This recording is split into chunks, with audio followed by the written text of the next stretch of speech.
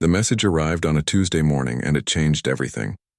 Daeho was eating breakfast in his small apartment in Busan when every screen on Earth lit up with the same image. A massive alien structure floating in space, spinning slowly like a wheel made of silver and light. The voice that came through spoke perfect Korean, perfect English, perfect every language at once. People of Earth, you are invited to the trials of supremacy. Send your champion. That was 5 months ago. Now Daeho stood in a white room, staring at his reflection in a metal wall. He looked tired. The bags under his eyes had bags of their own. His knuckles were wrapped in tape and his body ached from the morning training session. You don't have to do this, Hana said behind him. She was holding a medical scanner, checking his vitals for the 100th time that week. There are other fighters, better fighters, people who actually wanted this. Daeho smiled without humor. Yeah, well, they didn't pick those people, did they? The selection process had been strange. Every nation on Earth had sent their best warriors, their strongest soldiers, their most skilled fighters. Champions of mixed martial arts, boxing, wrestling, and every combat sport imaginable. Thousands of candidates put through every test science could devise. In the end, the AI systems that ran the selection had chosen Daeho, not because he was the strongest, not because he was the fastest. The report said something else entirely. They said he had the highest score on something called continuation probability under adverse conditions. In normal words, it meant he didn't know when to quit. Daeho had been a fighter once, years ago. Amateur circuit, small venues, fights that paid just enough to cover rent. He had a record of 15 wins and 23 losses. But here was the thing about those 23 losses. Every single one had gone the distance. Every single fight had ended with the judge's decision or his opponent too exhausted to continue. Not once had Daeho been knocked out. Not once had he surrendered. 3 minutes, a voice said from the ceiling. It spoke Korean, but Daeho knew it was speaking 1,000 languages to 1,000 different beings across the station. The Proving Sphere. That was what they called this place. It was a space station the size of a small moon, built by the Galactic Concorde 5,000 years ago. Every 50 cycles they held the trials of supremacy here. Species from across the galaxy sent their champions to fight, and the results determined political power, trade rights, and social standing for the next half-century. Earth had only made contact with alien life 5 years ago. A probe had found them first, scanning Earth's radio signals and internet. The Concorde had sent a diplomatic vessel, and after years of negotiations, Earth had received this invitation. One chance. One fighter. Win and humanity would be respected. Lose badly, and they would be dismissed as another weak species in a galaxy full of predators. No pressure, Daeho thought. Hana finished her scan and sighed. Your cortisol levels are actually lower than yesterday. How are you so calm? I'm not calm, Daeho said. I'm terrified. But being scared never stopped me before. The door opened with a soft hiss. A floating orb of light drifted into the room. It spoke in a melodic voice that the translation device in Daeho's ear converted to Korean. Champion of Earth, it is time. Please follow. Daeho walked forward. Hana grabbed his arm. Remember what we practiced, she said. Stay mobile. Conserve energy. Don't try to match strength with strength. And for God's sake, if you're going to die, surrender. We can try again in 50 years. Daeho nodded, but they both knew he wouldn't surrender. It wasn't in him. The corridor beyond was massive, built for beings much larger than humans. Daeho felt like a child walking through a cathedral. The walls were transparent in places, showing the void of space and the distant stars. Thousands of ships floated outside, arranged in vast formations. Each one carried spectators from different worlds, here to watch their champions fight. They entered an elevator that moved sideways as much as it moved up. When the doors opened again, Daeho stepped into chaos. The preparation arena was enormous, easily the size of 10 football fields. Hundreds of beings filled the space, and no two looked alike. To his left, a creature made entirely of blue crystal floated above the ground, its body refracting light into rainbow patterns. A VOC, his briefing materials had called them. Silicon-based life forms from a high-gravity world. To his right, something with 4 arms and skin like tree bark was doing exercises that involved lifting weights that had to mass several tons. A Dreth warrior built like a tank and just as hard to stop. Further away, Daeho saw something that made his stomach turn. It looked like liquid metal poured into a vaguely humanoid shape. constantly shifting and reforming. A Fen, species 471 in the Concord records. Their bodies could change shape, harden like steel or flow like water, and everywhere beings were staring at him. Look, one creature growled in a voice like grinding rocks. The human. So small, another one said. This one with too many eyes and a mouth full of crystalline teeth. Did they send a child?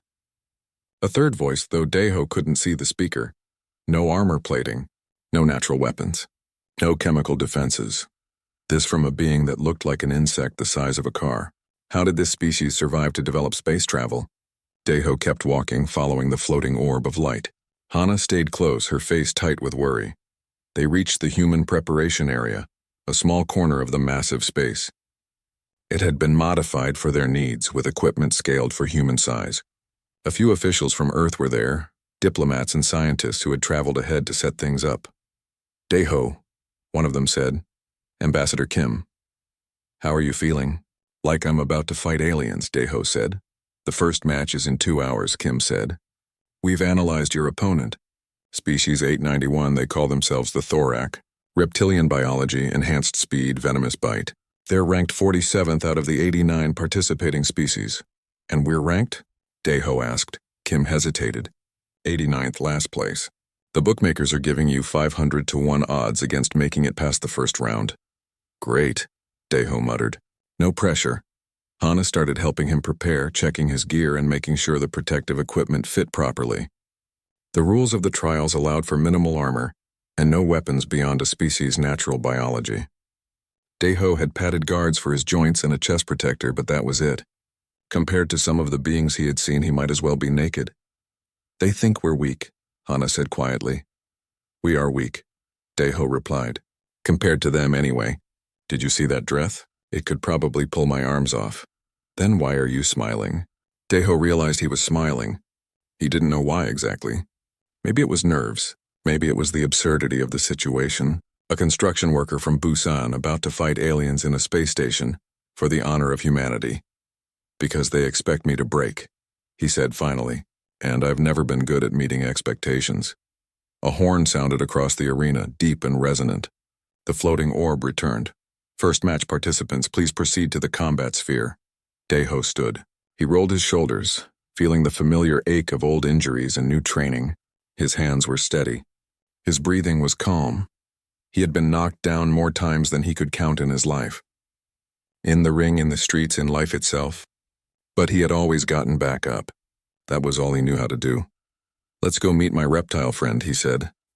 Hana grabbed his hand briefly. Come back alive. That's the plan. Deho walked toward the combat sphere, toward the first fight of the Trials of Supremacy. Behind him, he heard the whispers of alien voices speaking in languages he couldn't understand. But he didn't need translation to know what they were saying. They were saying the human wouldn't last 5 minutes. They were probably right. But Deho had never cared much about being right. He cared about not staying down, and that was going to have to be enough. The combat sphere hung in the center of the proving sphere, like a soap bubble made of force fields and light. It was perfectly round, about 50 meters across, with a floor that looked solid but somehow transparent at the same time. Below it, thousands of meters of empty space stretched down into darkness. Above it, the observation decks rose in tier after tier, filled with beings from across the galaxy. Deho stepped through the entry portal and felt his stomach drop. The gravity was wrong here, slightly lighter than Earth normal. He bounced on his toes a few times, getting used to it. On the other side of the sphere, his opponent entered. The Thorak warrior was exactly as the briefing had described, but somehow worse in person. It stood on 2 legs like a human, but that was where the similarity ended. Its body was covered in dark green scales that looked as hard as ceramic armor. Its head was elongated with a mouthful of needle-sharp teeth and eyes that tracked Deho with predatory focus. When it moved, it was fast, faster than anything that size should be able to move. The creature hissed something in its own language. The translation came through Deho's earpiece. Soft skin. This will be quick. A holographic display appeared in the air above the sphere, showing both fighters. Next to Deho's image, his species information appeared in text that scrolled through every known language. Next to the Thorak, similar information displayed. An announcer's voice boomed through the arena. speaking in a language that sounded like music and thunder at the same time. Daeho's earpiece translated, "Honored witnesses, we begin the first elimination round. Representing Earth Humanity Species Classification, Endurance Mammal, Unranked. Representing Thorac Prime, Species Classification, Apex Predator, Ranked 47th. Combat will continue until surrender, unconsciousness, or death." Death. The word hung in the air. This wasn't a sport. This wasn't a game. This was real. The holographic display began a countdown. 10 seconds. Daeho forced himself to breathe slowly. In through the nose, out through the mouth. His old trainer's voice echoed in his memory. "Fear makes you fast, but panic makes you dead. Use the fear. Control it. 5 seconds. The thorac dropped into a crouch, muscles coiling like springs. 3 seconds. Daeho raised his hands into a guard position, weight balanced on the balls of his feet. 1. The display flashed green and vanished. The thorac moved like lightning. It crossed half the distance between them in a single bound. Claws extended. Daeho threw himself sideways, hit the strange floor, and rolled. He felt the wind as claws sliced through the space where his head had been a fraction of a second earlier.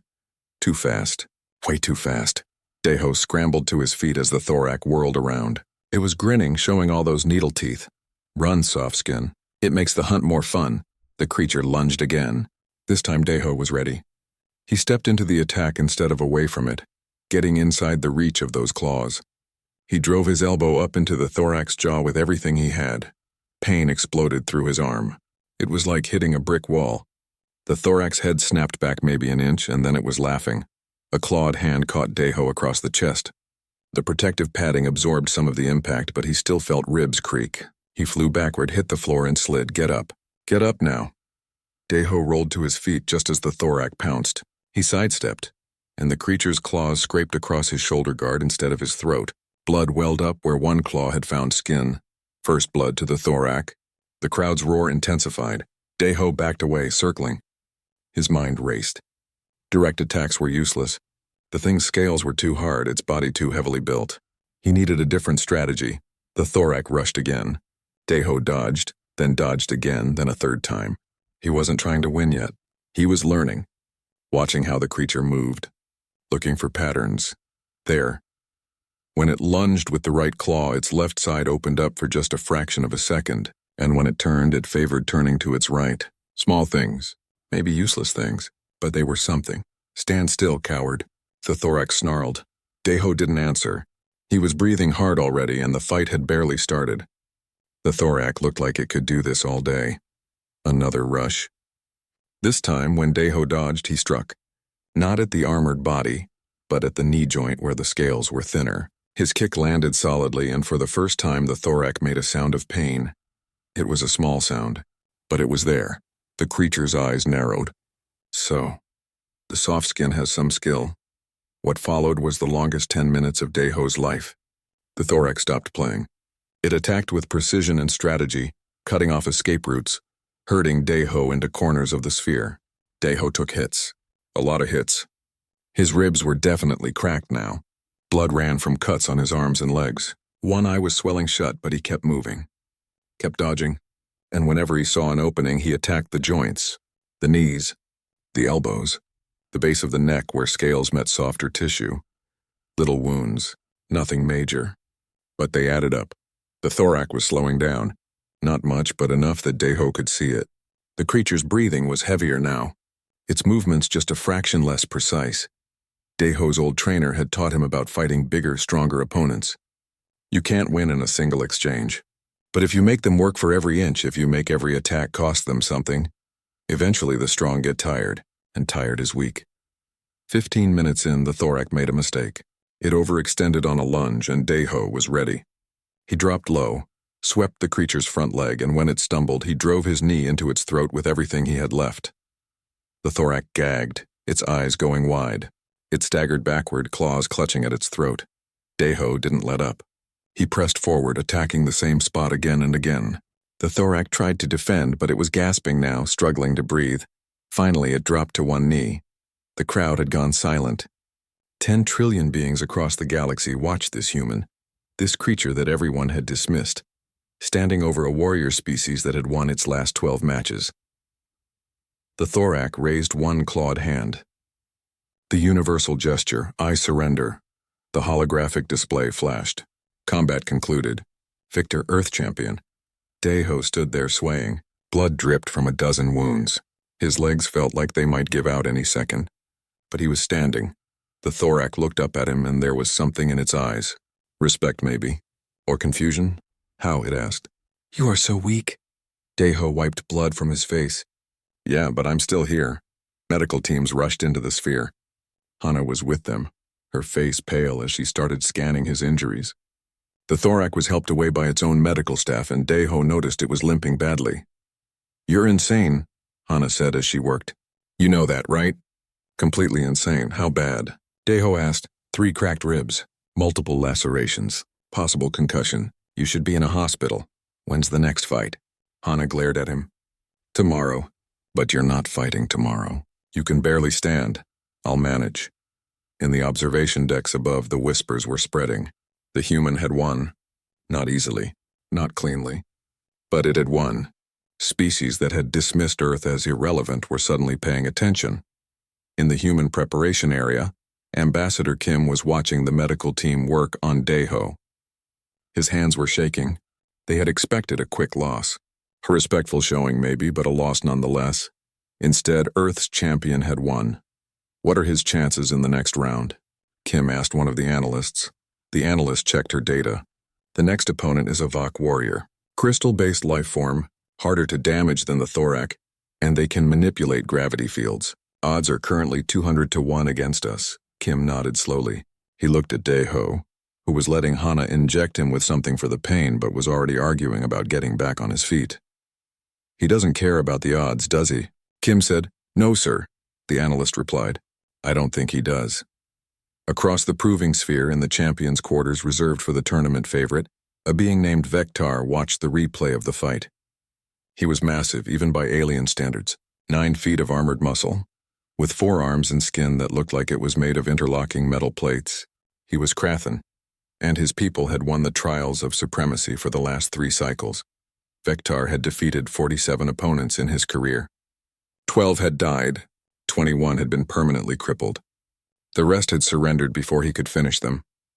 He watched the small human dodge and weave, watched it take punishment that should have ended the fight, watched it keep coming forward anyway. Interesting, Vectar said in a voice like an avalanche, but pointless. It will not survive to face me. His attendant, a smaller Krathen, nodded agreement. The human is weak. It only won through luck, Vectar tilted his massive head. Perhaps. Or perhaps it won through something else. He watched the replay again, focusing on the moment when the human stood over the defeated thorac. The human could barely stand. Its body was broken, but it had refused to fall. Tell me, Vectar said, how many times was this human knocked down during the fight? The attendant checked. 7 times, champion. And how many times did it stay down? 0 times, champion. Vectar leaned back in his chair. He had fought thousands of battles. He had faced every kind of warrior the galaxy could produce. Strong warriors, fast warriors, skilled warriors. 3 fights later, the galaxy was starting to notice something strange about the human. Deho sat in the recovery chamber, his body suspended in a gel that promoted healing, tubes and wires connected to various points on his skin, monitoring everything from his heart rate to his cellular regeneration. Hana stood outside the chamber, reviewing the data with a frown that had been getting deeper with each passing day. This doesn't make sense, she muttered. Ambassador Kim looked up from his tablet. What doesn't? His recovery time. After the thorac fight, I calculated he would need at least 5 days before he could fight again safely. The rules gave him 1 day. I expected him to be barely functional. She gestured at the screen showing Deho's vital signs, but he's already at 70% recovered. After a full day of rest, he'll be at 85%. Is that unusual? For what he went through? It should be impossible. Hana pulled up comparison charts. Look at this. The thorac warrior he fought? It withdrew from the tournament. Said it needed 3 weeks to heal from the injuries Deho inflicted. But Deho took more damage and he's already healing faster. Kim leaned closer to the screens. Could it be the medical technology here? The gel, the drugs? Everyone has access to the same medical facilities. The Thorac had better healing tech than we do, actually. Hana shook her head. No, this is something about human biology, something the other species didn't account for. In the observation levels above, alien scientists were having similar conversations. The human had now won 4 matches. Not easily. Each fight had been brutal, bloody, and close, but each time the human had survived when it should not have. The second fight had been against the Vok warrior, the crystal being. It had been a nightmare. The Vok could harden its body to diamond-level density and shoot shards of itself as projectiles. Deho had spent most of the fight dodging, looking for weaknesses in something that seemed to have none. He had found it eventually. Crystal was hard but brittle. When the Vok committed to an attack, its body was momentarily rigid. Deho had baited it into a full-power strike, dodged at the last instant, and the Vok's arm had shattered against the floor of the combat sphere. The third fight had been against something called a Murin, a species with 6 legs and arms that ended in clubs of solid bone. It had been faster than the Thorac and hit harder. Deho had lost that fight 3 times over by any reasonable measure. But each time he had been knocked down, he had gotten up. In the end, the Murin had simply exhausted itself trying to keep him down. The fourth fight had been the worst. A species called the Grath, which secreted acid from its skin. Every touch had burned. Every hit had left smoking wounds. Deho had wrapped his hands and arms in every protective layer the rules allowed, and had fought like a rabid animal, ignoring pain that should have made him pass out. He had won when the Grath, convinced the human was finished, had moved in for a killing blow. Deho had caught its arm, held on despite his hands burning, and used the creature's own momentum to throw it out of the combat sphere. Ring out. Victory by technicality. And now here he was, 1 day later, already healing. There's a pattern, said Dr. Yoon, the team's xenobiologist. He had been analyzing footage of all the fights. Every species that fought the human assumed it was finished well before it actually was. The Thorac thought its throat strike would end the fight. The Vok thought its shards would disable the human. The Murin thought any one of its hits would be enough. They're overestimating their own effectiveness, Kim said. No, they're underestimating human resilience. Yoon pulled up medical files. I've been comparing human biology to the other species. We're not unique in any single category. We're not the strongest, fastest, or most durable, but we have something unusual. What? Redundancy. And adaptability. Yoon highlighted sections of the medical scan. Look at how human bodies respond to damage. We have complex pain management systems. We have adrenaline responses that let us function despite injury. We have psychological mechanisms for pushing through trauma. And most importantly, we heal fast for a species our size. Hana was nodding. Persistence hunting. That's what the evolutionary biologists said when we were preparing. Humans evolved to chase prey for hours or even days. We didn't need to be faster or stronger. We just needed to outlast everything else. Exactly, Yoon said. And that trait translates here. Deho isn't winning because he's better. He's winning because he lasts longer. Inside the recovery gel, Deho opened his eyes. The gel muted sound, but he could see the team talking outside. He wondered what they were saying. Probably about how badly he was doing, how barely he was surviving. They would be right. Each fight was a coin flip. Each time he stepped into that sphere, he knew he might not come out. But here was the thing they maybe didn't understand. Deho had spent his whole life as the underdog. Growing up poor in Busan, taking fights for money he desperately needed, working construction jobs that broke men twice his size. He had learned young that life didn't care about fair.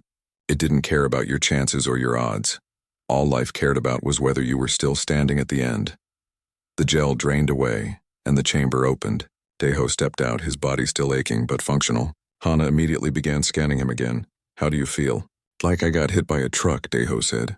But I can move. Your next opponent is announced, Kim said, his voice grave. Species 23. The Dreth. Deho remembered the 4-armed creature he had seen in the preparation arena on his first day. The one lifting tons of weight like it was nothing. How bad? Bad, Kim admitted. The Dreth are ranked 12th overall. They're stronger than anything you've faced so far. Their bones are reinforced with a metallic compound. Their muscle density is 4 times human standard. And they feel almost no pain. Great. You can forfeit, Hana said quietly. There's no shame in it. You've already done more than anyone expected. Daeho looked at her, then at Kim, then at the rest of the team. They all had the same expression. Hope mixed with fear. They wanted him to continue, but they didn't want him to die.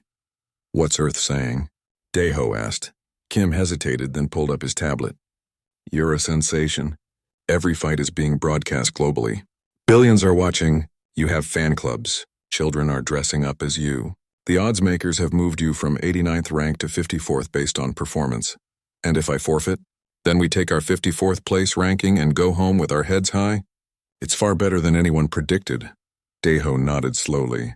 He walked to the window that looked out over the proving sphere. From here, he could see dozens of other warriors preparing for their own fights. Some of them were celebrating victories. Others were being carried to medical bays. This was the tournament's third week. Out of 89 species that had started, only 41 remained. The first rounds had eliminated the weakest. Now they were getting to the real fighters, the ones who had won multiple cycles, the ones who had earned their rankings through years of combat. And somehow, a construction worker from Busan was still in the running. I'm not forfeiting, Daeho said. Daeho, I know what you're going to say. I know the odds. I know I might die. He turned to face them. But think about what it means if I quit now. Not just for me, for Earth, for humans. What do you mean? Yoon asked. Right now, the galaxy is watching us. They're seeing that humans don't give up. That we take hits and keep coming. If I forfeit against the first really strong opponent, what does that tell them? Daeho shook his head. It tells them we're only here when things are easy. That we quit when things get hard. Better to quit than to die, Hana said. Maybe. But I didn't come here to quit. Daeho walked to the equipment area and started preparing. I came here to show them what humans are made of. And we're made of scar tissue and stubbornness. The fight against the Dreth was scheduled for the next morning.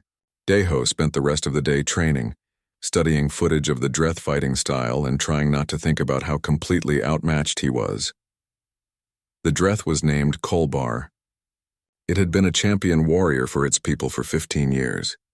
It had won its last 8 matches in the trials, all by knockout or submission. Its strategy was simple, overwhelming power. It would grab opponents and crush them or strike them with blows that could shatter stone. You can't trade hits with this thing, Hana said as they watched footage. One solid connection and you're done. So I don't get hit. For an entire fight? Against something that fast and that strong? Well, I'll try not to get hit too much then. Hana didn't laugh.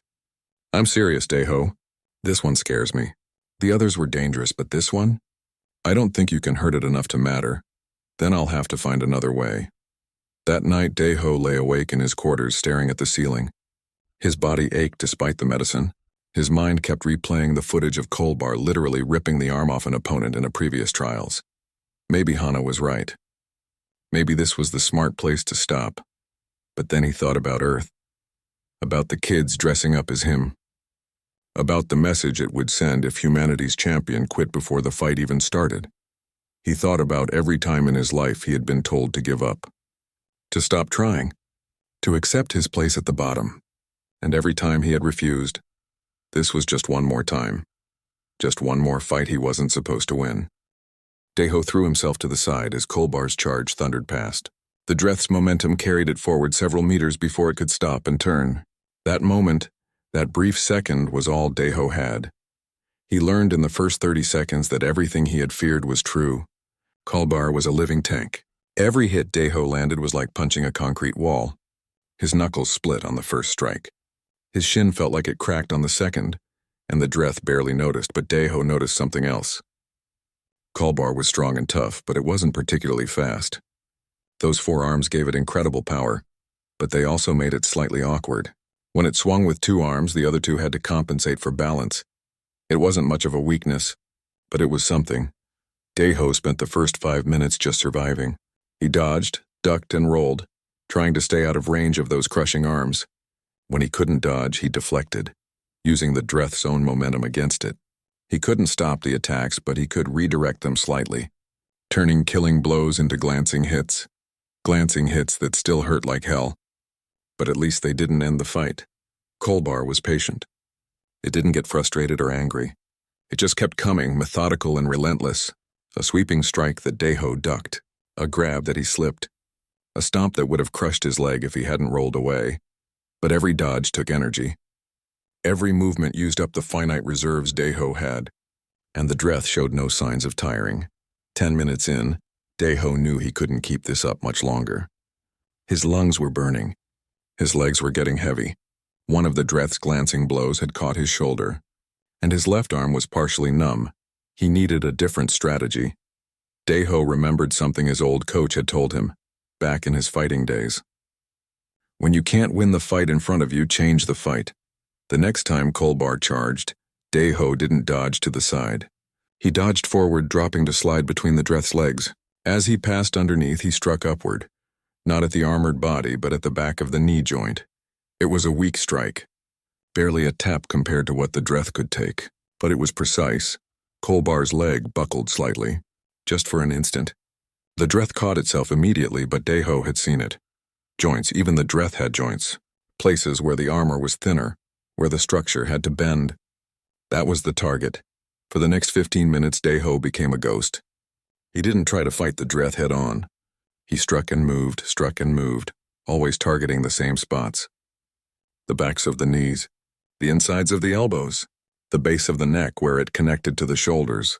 None of the strikes did significant damage, but they added up, like drops of water wearing down stone. Kolbar started to adapt. It protected its joints better, kept its stance wider to prevent Deho from getting underneath. But protecting the joints meant sacrificing some mobility, and sacrificing mobility meant its attacks were slightly slower. Slightly slower was all Deho needed. 20 minutes into the fight, something changed.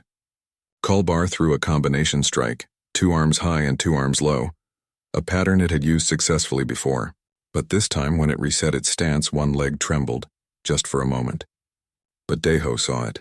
The Dreth was getting tired. It seemed impossible. The creature was built like a machine, but even machines run out of fuel.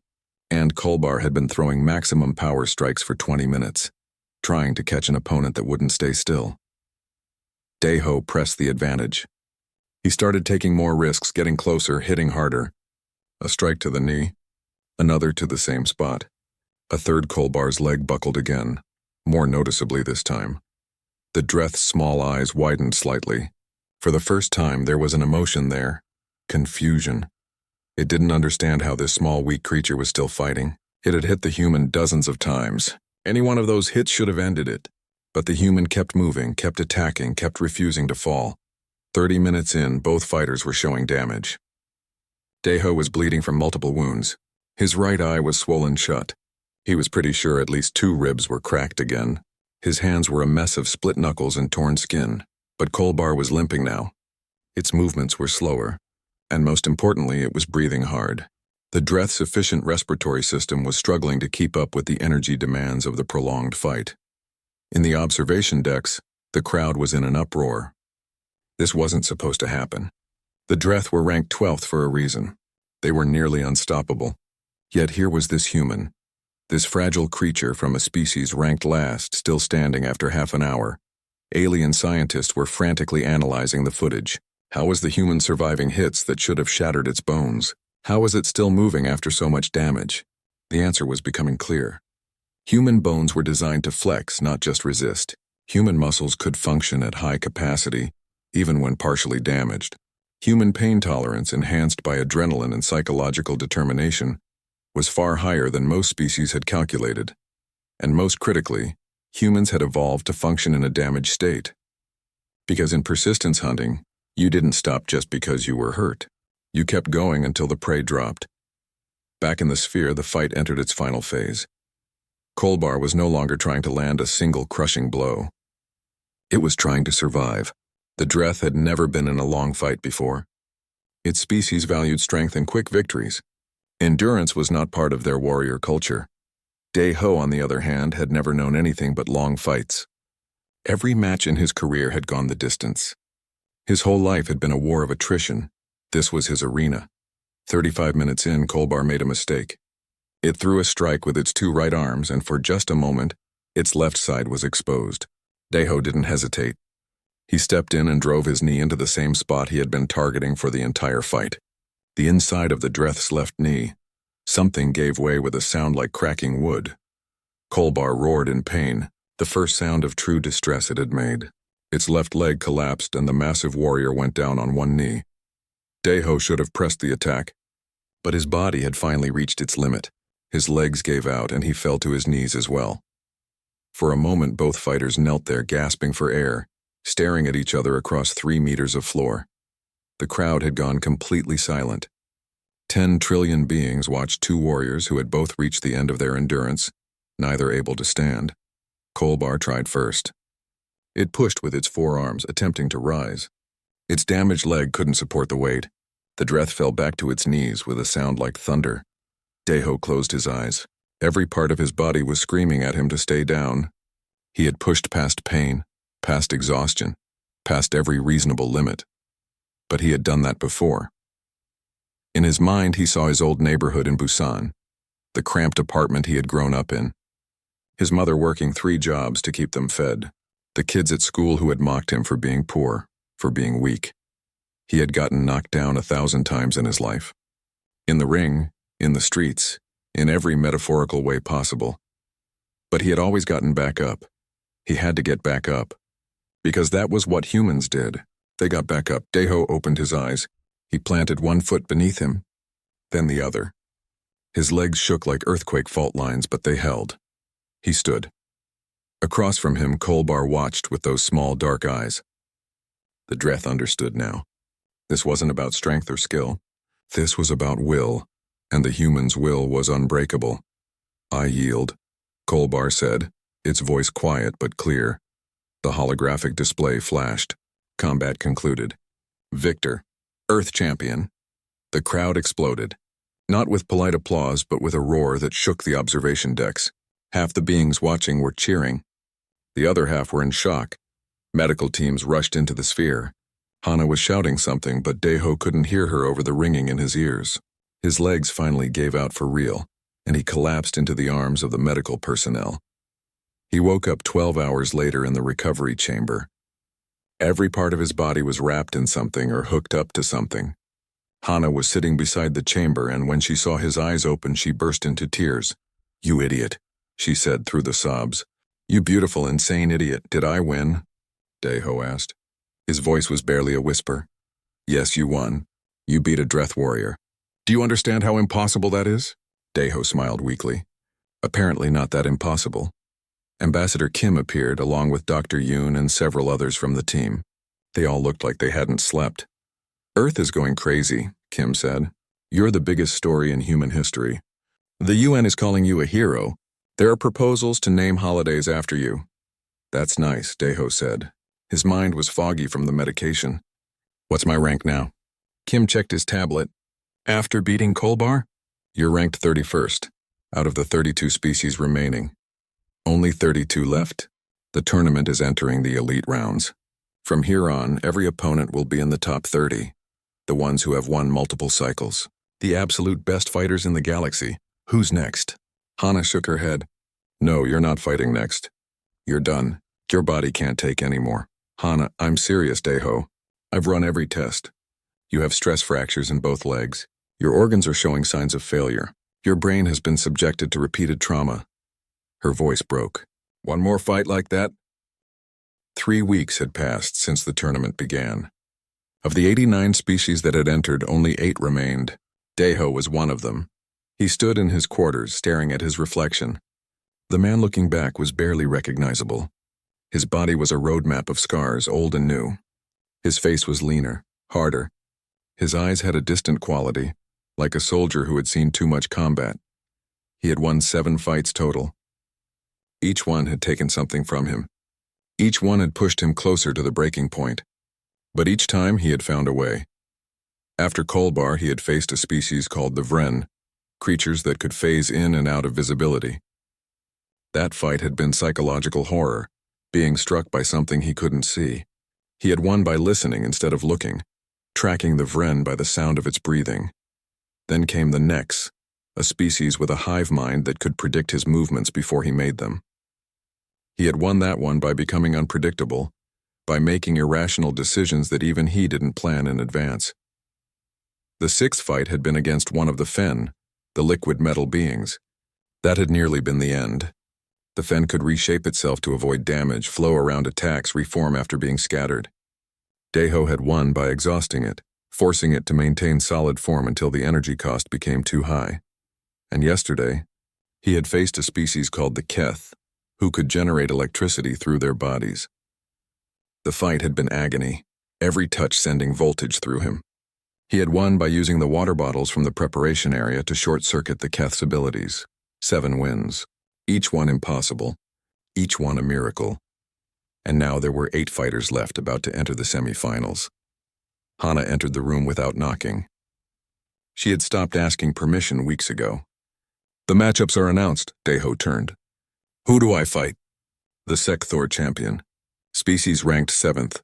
She pulled up a hologram showing the creature. It looked like a cross between an insect and a reptile, with 6 limbs that could function as either arms or legs.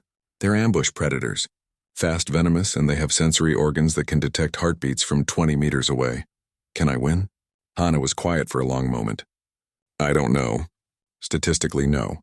You shouldn't have won any of the last 3 fights. But you did." She looked at him with an expression that was part admiration, part concern. "The medical team has a theory about you, yeah? They think you're exhibiting something they're calling adaptive crisis response. Your body is changing, adapting to the extreme stress.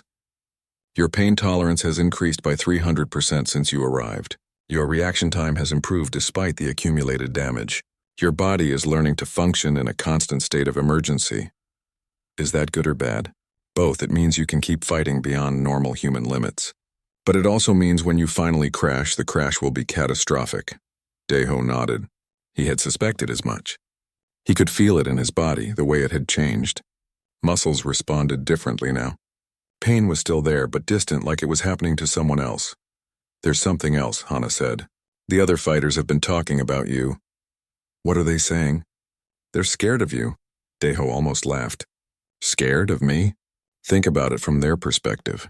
They've watched you take punishment that should have killed you a dozen times over. They've watched you win fights you had no business winning. And most importantly, they've never seen you quit. Hana's voice was soft. To them, you're not human anymore. You're something else. Something that can't be stopped. In the champion's quarters on the opposite side of the proving sphere, Vectar was watching footage of Daeho's fights for the 100th time. The massive Krathan warrior had dismissed the human at first, but he wasn't dismissing him anymore. "Tell me about the human species," Vectar commanded. His attendant pulled up the data. "Homo sapiens. They evolved on a planet with moderate gravity, hunted in groups, developed tool use and complex language. They have been spacefaring for less than 200 years. What is their warrior culture like? It varies by region, but generally they value courage, honor, and sacrifice. They have extensive history of warfare, both among themselves and against their environment." Vectar leaned forward. "Show me their predators. What did they evolve to fight?" The attendant seemed confused, but compiled the data. They had various predators in their evolutionary history. Large felines, pack hunters, reptilian species in some regions. And how did they survive against creatures stronger and faster than themselves?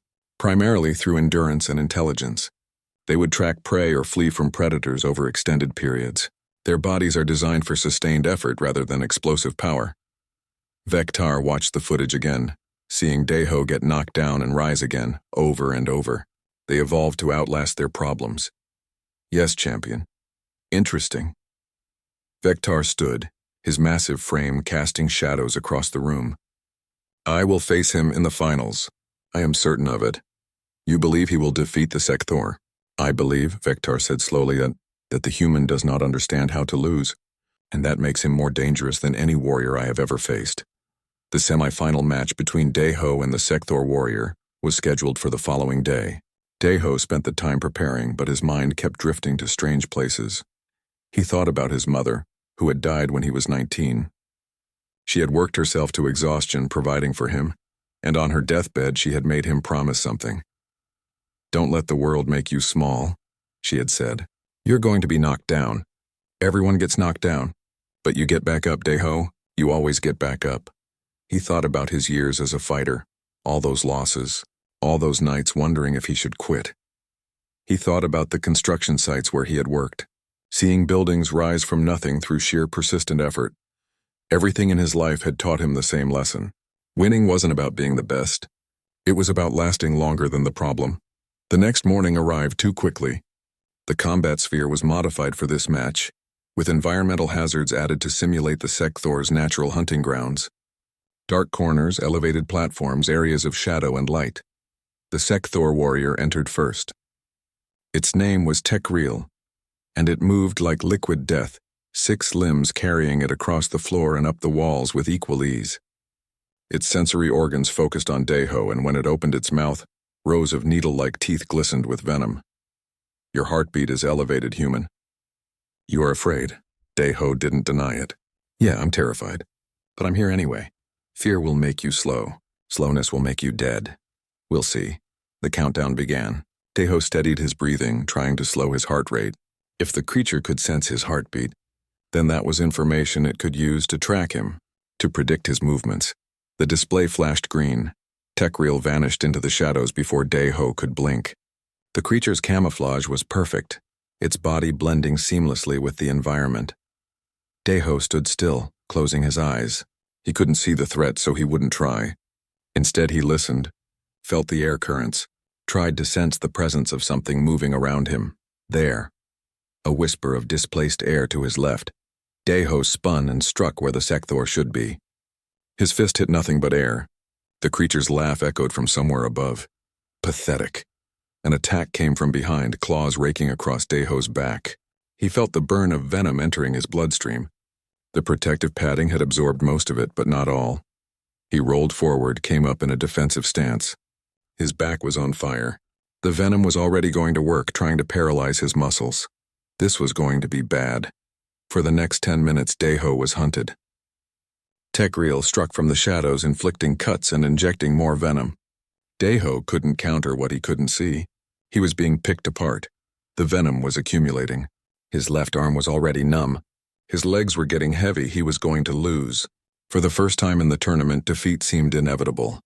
But then Deho remembered something Dr. Yoon had said weeks ago. Humans are adaptive. The venom was trying to shut down his nervous system, but his body was fighting back, trying to metabolize the toxin. If he could just last long enough, his body would adapt. His immune system would learn. So Deho stopped trying to win. He just tried to survive. He kept moving, never staying in one place. He used the environmental features for cover, making Tekriel work for every attack. He took hits but rolled with them, minimizing the venom injection. And slowly, impossibly, his body began to adjust. 20 minutes in, Deho realized he could feel his left arm again. The numbness was fading. His body was processing the venom faster than it was being injected. 30 minutes in, he could track the Sekthor by the slight distortions in the air. The creature's camouflage was perfect, but it still had mass, still displaced air when it moved. 40 minutes in, Tekriel made a mistake. It had assumed the human was finished, weakened beyond recovery. It came in for a killing strike. Deho was ready. He caught the creature's foreleg, held on despite its struggles, and slammed it into the ground with all his remaining strength. The Sekthor's camouflage failed, its body becoming visible. Deho didn't give it time to recover. He struck the creature's sensory organs, the ones it used to detect heartbeats. Once, twice, 3 times.